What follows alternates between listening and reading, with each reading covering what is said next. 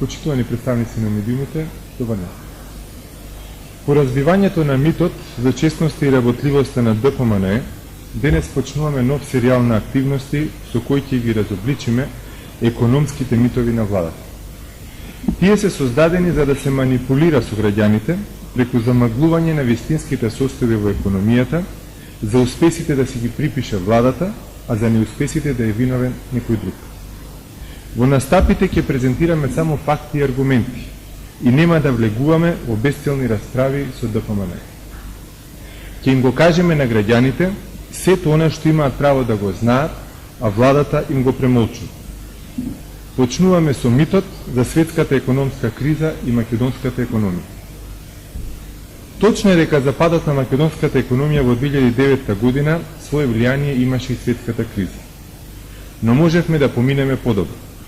Се сеќаваме како лошо реагираше владата на почетокот од кризата, велејќи дека кризата немало да не погоди, па дека ќе снимале корист од кризата, па дека најстрашното поминало, а гледаме каде се. Еве цитати од изјави од владата со прецизна назнака кој, кога и за кој медиум ја дал изјавата.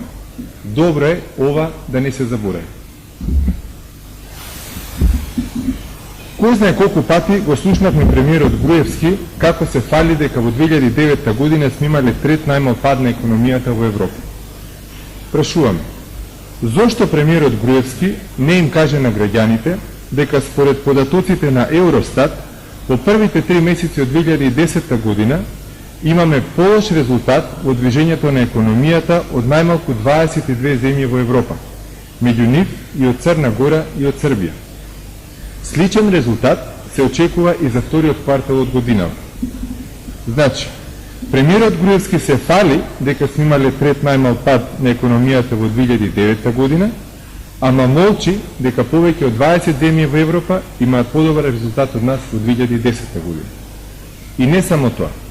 Се согласуваме дека опоравувањето на македонската економија зависи од случувањата во светот. Но премиерот Груевски продолжува да се вади со светската криза, а не им кажува на граѓаните дека некои работи во светот се подобрени за нас. Например, зголемени се цените на металите во светот. Според податоците од Лондонската берза за метали, просечната дневна цена на никелот е зголемена од 14.500 во 2009 година на 21,2 американски долари по тон во првата половина од 2010 година, што е пораст за речиси цели 45%. Друг пример е силниот раст на германската економија во 2010 година, која е најголемиот пазар за нашите производи. Значи, во светот се случуваат добри работи за македонската економија, ама и покрај тоа кај нас работите не оде. Конечно, граѓаните треба да знаат и за уште една друга споредба. Во периодот 2003-2006 година, во времето на СДСМ, македонската економија во просек годишно растеше за 3,7%. Во периодот 2007-2010 година, кога премиер е Груевски, дури да се оствари нереалното предвидување за раст од 2% оваа година, македонската економија има просечна годишна стапка на реален пораст од само 3,1%. Значи, македонската економија со толку фалени од Груевски начело оствари помал раст во споредба со времето од последниот мандат на СДСМ. И за разлика од ДПМНЕ со светската криза, СДСМ не се жалеше дека управува со економија туку што излезена од вооружен конфликт. Веќе сме во 5-та година со Груевски како премиер.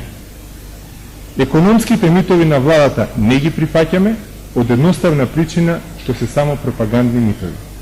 Фактите зборуваат нешто сосема друго.